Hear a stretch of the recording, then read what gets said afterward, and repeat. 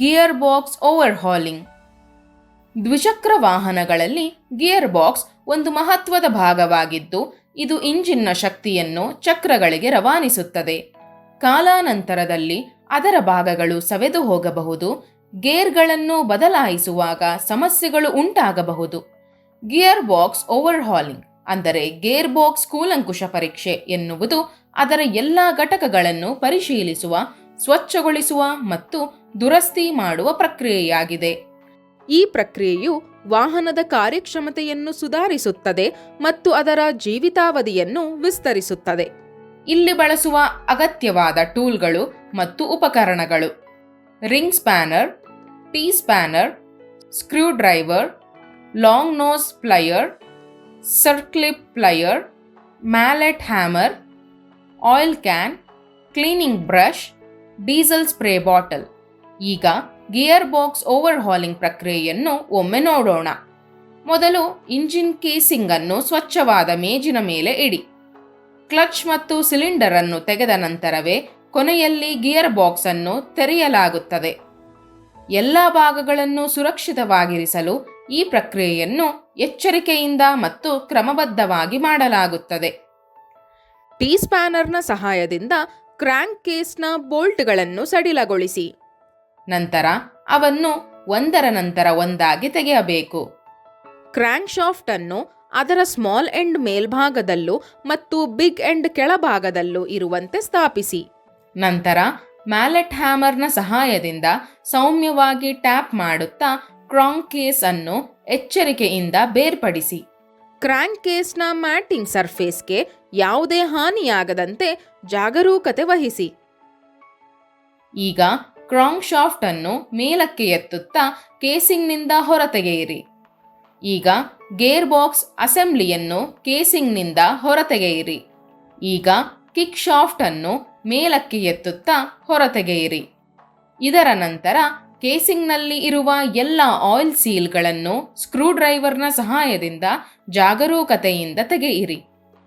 ನಂತರ ಕೇಸಿಂಗ್ ಅನ್ನು ತಲೆಕೆಳಗಾಗಿ ತಿರುಗಿಸಿ, ಸೂಕ್ತ ಸಾಕೆಟ್ ಬಳಸಿ ಮತ್ತು ಮ್ಯಾಲೆಟ್ ಹ್ಯಾಮರ್ನ ಸಹಾಯದಿಂದ ನಿಧಾನವಾಗಿ ಟ್ಯಾಪ್ ಮಾಡುತ್ತಾ ಬೇರಿಂಗ್ಗಳನ್ನು ಎಚ್ಚರಿಕೆಯಿಂದ ತೆಗೆಯಿರಿ. ಬೇರಿಂಗ್ ಹೌಸಿಂಗ್ ಅಥವಾ ಸೀಲಿಂಗ್ ಮೇಲ್ಮೈಗೆ ಯಾವುದೇ ಹಾನಿಯಾಗದಂತೆ ಎಚ್ಚರ ವಹಿಸಿ ಮತ್ತು ಖಚಿತಪಡಿಸಿಕೊಳ್ಳಿ. ಈಗ ಕ್ರ್ಯಾಂಕ್ ಕೇಸ್ ಹೌಸಿಂಗ್ನ ಎರಡೂ ಬದಿಗಳಲ್ಲಿರುವ ಹಳೆಯ ಗ್ಯಾಸ್ಕೆಟ್ಗಳನ್ನು ಸ್ಕ್ರೇಪರ್ ಸಹಾಯದಿಂದ ಜಾಗರೂಕತೆಯಿಂದ ತೆಗೆದುಹಾಕಿ. ಅದಾದ ನಂತರ ಎರಡೂ ಕೇಸಿಂಗ್ಗಳನ್ನು ಡೀಸೆಲ್ ಮತ್ತು ಬ್ರಷ್ನ ಸಹಾಯದಿಂದ ಚೆನ್ನಾಗಿ ಸ್ವಚ್ಛಗೊಳಿಸಿ. ಎಲ್ಲ ಮೇಲ್ಮೈಗಳು ಮಣ್ಣು, ಹಳೆಯ ಆಯಿಲ್ ಮತ್ತು ಧೂಳಿನಿಂದ ಸಂಪೂರ್ಣವಾಗಿ ಮುಕ್ತವಾಗಿರುವುದನ್ನು ಖಚಿತಪಡಿಸಿಕೊಳ್ಳಿ. ಸ್ವಚ್ಛಗೊಳಿಸಿದ ನಂತರ ಕೇಸಿಂಗ್ ಅನ್ನು ಬಟ್ಟೆಯಿಂದ ಚೆನ್ನಾಗಿ ಒರೆಸಿ ಒಣಗಲು ಬಿಡಿ. ಈಗ ಇನ್ಪುಟ್ ಶಾಫ್ಟ್ ಅಂದರೆ ಮೇನ್ ಶಾಫ್ಟ್ ಮತ್ತು ಔಟ್ಪುಟ್ ಶಾಫ್ಟ್ ಅಂದರೆ ಕೌಂಟರ್ ಶಾಫ್ಟ್ಗಳಿಂದ ಸರ್ಕ್ಲಿಪ್ ಪ್ಲೇಯರ್ನ ಸಹಾಯದಿಂದ ಸರ್ಕ್ಲಿಪ್ ಅನ್ನು ಜಾಗರೂಕತೆಯಿಂದ ತೆಗೆಯಿರಿ. ಇದರ ನಂತರ gear, bush, spline washer, circlip ಮತ್ತು ಥ್ರಸ್ಟ್ ವಾಷರ್ ಅನ್ನು ಒಂದೊಂದಾಗಿ ಕ್ರಮವಾಗಿ ಹೊರತೆಗೆದುಕೊಳ್ಳಿ. ರೀಅಸೆಂಬ್ಲಿ ಸಮಯದಲ್ಲಿ ಯಾವುದೇ ಗೊಂದಲ ಉಂಟಾಗದಂತೆ ಎಲ್ಲ ಭಾಗಗಳನ್ನು ಕ್ರಮಬದ್ಧವಾಗಿ ಇಡಿ. ತೆಗೆದ ಎಲ್ಲ ಗಿಯರ್ಗಳು, counter shaft, main shaft, bush, spline washer, circlip ಮತ್ತು ಥ್ರಸ್ಟ್ ವಾಷರ್ಗಳನ್ನು ಡೀಸೆಲ್ ಮತ್ತು ಬ್ರಷ್ನ ಸಹಾಯದಿಂದ ಚೆನ್ನಾಗಿ ಸ್ವಚ್ಛಗೊಳಿಸಿ. ಎಲ್ಲ ಭಾಗಗಳಿಂದ ಹಳೆಯ ಗ್ರೀಸ್, ಆಯಿಲ್, ಧೂಳು ಮತ್ತು ಮೆಟಲ್ ಕಣಗಳು ಸಂಪೂರ್ಣವಾಗಿ ತೆಗೆದುಹಾಕಲ್ಪಟ್ಟಿರುವುದನ್ನು ಖಚಿತಪಡಿಸಿಕೊಳ್ಳಿ. ನಂತರ ಸ್ವಚ್ಛಗೊಳಿಸಿದ ಎಲ್ಲ ಭಾಗಗಳನ್ನು ಸ್ವಚ್ಛ ಮತ್ತು ಒಣಬಟ್ಟೆಯಿಂದ ಚೆನ್ನಾಗಿ ಒರೆಸಿ.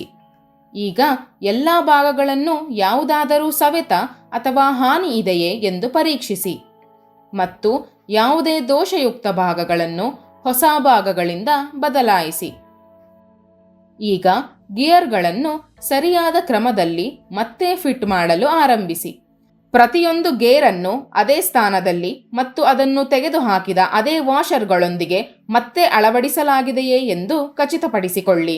ಫಿಟ್ ಮಾಡಿದ ನಂತರ ಶಾಫ್ಟ್ ಮೇಲೆ ಸ್ವತಂತ್ರವಾಗಿ ತಿರುಗುವ ಗಿಯರ್ಗಳನ್ನು ತಿರುಗಿಸಿ ಅವುಗಳ ಚಲನೆಯನ್ನು ಪರಿಶೀಲಿಸಿ. ನಂತರ ಇನ್ಪುಟ್ ಮತ್ತು ಔಟ್ಪುಟ್ ಶಾಫ್ಟ್ಗಳನ್ನು ಜೋಡಿಸಿ ಎಲ್ಲ ಗಿಯರ್ಗಳು ಸರಿಯಾಗಿ ಮೆಶ್ ಆಗುತ್ತಿವೆಯೇ ಎಂದು ಪರಿಶೀಲಿಸಿ. ಎಲ್ಲ ಗಿಯರ್ಗಳು ಸರಿಯಾಗಿ ತಿರುಗುತ್ತಿವೆ ಮತ್ತು ಸರಾಗವಾಗಿ ಚಲಿಸುತ್ತಿವೆ ಎಂಬುದು ಖಚಿತವಾದ ನಂತರ ಸೆಲೆಕ್ಟರ್ ಅನ್ನು ಗಿಯರ್ನಲ್ಲಿ ಹಾಕಿ ಶಿಫ್ಟರ್ ಡ್ರಮ್ ಅನ್ನು ಅಳವಡಿಸಿ.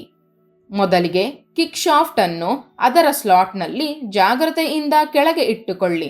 ನಂತರ ಗಿಯರ್ ಬಾಕ್ಸ್ ಅಸೆಂಬ್ಲಿಯನ್ನು ಅದರ ಮೂಲ ಸ್ಥಾನದಲ್ಲಿ ಕೇಸಿಂಗ್ನ ಒಳಗೆ ಎಚ್ಚರಿಕೆಯಿಂದ ಇರಿಸಿ.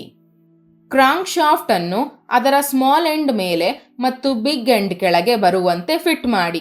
ಕ್ರಾಂಕ್ ಕೇಸ್ ಹೌಸಿಂಗ್ ಅಥವಾ ಬೇರಿಂಗ್ಗಳಿಗೆ ಯಾವುದೇ ಹಾನಿಯಾಗದಂತೆ ನಿಧಾನವಾಗಿ ಮತ್ತು ಜಾಗ್ರತೆಯಿಂದ ಇಡಿ. ಅಗತ್ಯವಿದ್ದರೆ ಸೌಮ್ಯವಾಗಿ ಟ್ಯಾಪ್ ಮಾಡಲು ಮ್ಯಾಲೆಟ್ ಹ್ಯಾಮರ್ ಬಳಸಬಹುದು. ಕ್ರಾಂಕ್ ಶಾಫ್ಟ್ ಅನ್ನು ಮೇಲಿಂದ ಕೇಸಿಂಗ್ಗೆ ಎಚ್ಚರಿಕೆಯಿಂದ ಇಡಿ. ಬಿಗ್ ಎಂಡ್ ಕೆಳಗೆ ಮತ್ತು ಸ್ಮಾಲ್ ಎಂಡ್ ಮೇಲೆ ಇರಬೇಕು ಎಂಬುದನ್ನು ಖಚಿತಪಡಿಸಿಕೊಳ್ಳಿ. ಕ್ರ್ಯಾಂಕ್ ಕೇಸ್ನ ಮ್ಯಾಟಿಂಗ್ ಸರ್ಫೇಸ್ ಸ್ವಚ್ಛವಾಗಿಯೂ ಮತ್ತು ಒಣವಾಗಿಯೂ ಇರಬೇಕು. ಅಗತ್ಯವಿದ್ದರೆ ಹೊಸ ಗ್ಯಾಸ್ಕೆಟ್ ಅನ್ನು ಫಿಟ್ ಮಾಡಿ. ಕ್ರಾಂಕ್ ಕೇಸ್ನ 2 ಭಾಗಗಳನ್ನು ಜಾಗ್ರತೆಯಿಂದ ಮುಚ್ಚಿ ಒಟ್ಟಿಗೆ ಸೇರಿಸಿ. ಮ್ಯಾಲೆಟ್ ಹ್ಯಾಮರ್ ಬಳಸಿ. ಎಚ್ಚರಿಕೆಯಿಂದ ಟ್ಯಾಪ್ ಮಾಡಿ ಸಂಪೂರ್ಣವಾಗಿ ಸೆಟ್ ಮಾಡಿ. ಯಾವುದೇ ಹಾನಿಯಾಗದಂತೆ ಗಮನಹರಿಸಿ. ಎಲ್ಲ ಬೋಲ್ಟ್ಗಳನ್ನು ಅದರ ಸ್ಲಾಟ್ಗಳಲ್ಲಿ ಹಾಕಿ ಮತ್ತು ಟೀ ಸ್ಪ್ಯಾನರ್ನ ಸಹಾಯದಿಂದ ನಿಧಾನವಾಗಿ ಟೈಟ್ ಮಾಡಿ. ಸಂಪೂರ್ಣ ಪ್ರಕ್ರಿಯೆಯಲ್ಲಿ ಸ್ವಚ್ಛವಾದ ಕೆಲಸದ ಸ್ಥಳವನ್ನು ನಿರ್ವಹಿಸುವುದು, ಮೂಲ ಸಾಧನಗಳನ್ನು ಬಳಸುವುದು ಮತ್ತು ಸರ್ವಿಸ್ ಮ್ಯಾನ್ಯುಯಲ್ ಅನ್ನು ಅನುಸರಿಸುವುದು ಅತ್ಯವಶ್ಯಕವಾಗಿದೆ. ಸಾರಾಂಶ: ಈ ವಿಡಿಯೋದಲ್ಲಿ ನಾವು ದ್ವಿಚಕ್ರ ವಾಹನಗಳ ಗಿಯರ್ ಬಾಕ್ಸ್ ಓವರ್ಹಾಲಿಂಗ್ ಪ್ರಕ್ರಿಯೆಯನ್ನು ತಿಳಿದುಕೊಂಡೆವು.